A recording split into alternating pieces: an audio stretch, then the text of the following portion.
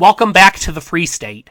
With the 2022 midterm elections just over 2 weeks away, I have a lot of thoughts on the state of the campaign so far and what the outcome will mean going forward. First, allow me to start by saying that this campaign allows both major parties to learn the lessons that they should have learned from the last two presidential elections, but mostly haven't yet. Ever since Trump, the last few national election cycles in this country have been really weird because Trump has been such an unusual figure in American politics. I could go on about the many ways that Trump breaks our political norms, but that's for another video. A lot of it is also due to strategic mistakes that both major parties have made vis-a-vis Trump. The big lesson that Democrats still don't seem to have learned from 2016 is that you can't call white working class people deplorable, irredeemable bigots and then expect them to vote for you. And Democrats have two major opportunities in Senate contests this year to win over some of their working class supporters who defected to Trump in 2016 and 2020. The first is in Ohio, where Congressman Tim Ryan, who briefly ran for president in the 2020 campaign, comes from a blue-collar congressional district and is actively seeking support from unions and the white working class by campaigning on more of an economically populist message. The second one is just next door in Pennsylvania, where Lieutenant Governor John Fetterman is doing the same thing in his Senate bid, touting his progressive economic credentials to try and boost his white working class support.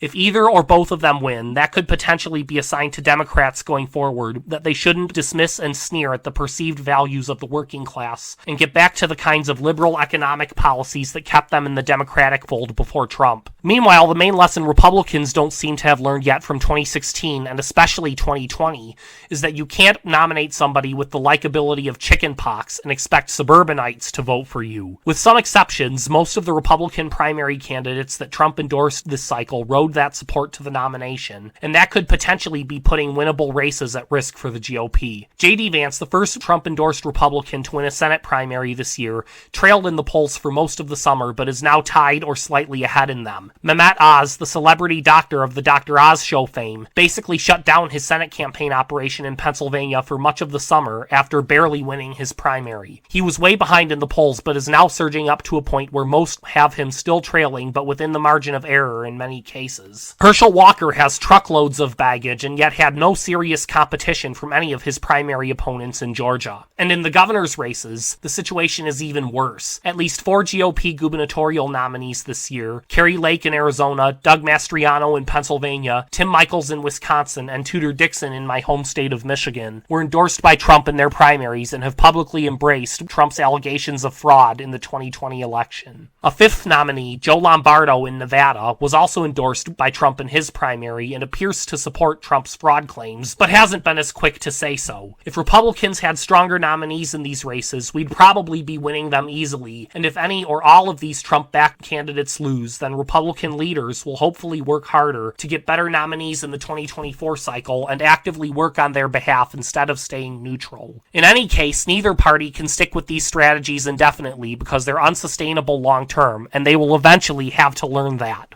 And that brings us to the biggest wild card of all, and that is Trump himself. Considering how successful Democrats were at turning suburban voters against the GOP when Trump was president, you'd think that they'd be chomping at the bit to tie all of these Trump-endorsed Republican candidates to him. But strangely, they haven't done that. The main focus of Democrats' negative campaigning up to now has been abortion, which did give them a boost after the Dobbs decision. And as a result, they're missing opportunities to attack candidates more effectively on their own weaknesses. They could easily go after Dr. Oz, for example, for the numerous quack cures and other forms of pseudoscience he's endorsed over the years, or Herschel Walker for the domestic abuse allegations against him, or the election truthers for their cozying up to Trump and his fraud claims. They could even go after Blake Masters in Arizona for his alleged neo-Nazi ties. But no, instead they go after them for being pro-life. Like that even makes much difference? Most people for whom abortion is a big issue have already made up their minds, depending on what position they hold. There are plenty of independents and even Republicans like myself for whom these other things could be deal breakers. And Democrats' incompetence at playing the good hand that Republicans dealt to them in the primaries appears to be costing them. In many of these Senate and governor's races, Republicans are running close and even leading the polls in some cases. Recent polls in Arizona, for example, show a dead heat in the gubernatorial contest with Lake ahead in some of them. Same goes for Lombardo in Nevada, Walker in Georgia, and Michels in Wisconsin, where several polls have shown them either leading or trailing, almost almost always within the margin of error. And in Michigan, at least 2 polls this week showed Tudor Dixon within 6 points or less. By all rights, Republicans should not be making these races close, much less winning them with such awful candidates. But that brings us to another question. Does Trump even matter to voters now that he's out of office? At first glance, one would think so. He's repeatedly hinted at a possible comeback bid in 2024, and too many Republicans, both in the electorate and in the party leadership, are still wedded to him. By all accounts, he literally instigated a riot at the Capitol that was yet another weapon that Democrats have not fully exploited in this campaign. And while polls during Trump's presidency repeatedly showed that suburban voters were put off more by his personality than his policies, personality still counts for a lot. With inflation and violent crime rising, voters might just not care about Trump as much as they did when he was president. Maybe it really is the economy stupid this time around. In any case, any Trump-aligned candidates who win statewide races will do so in spite of their association with him, not because of it.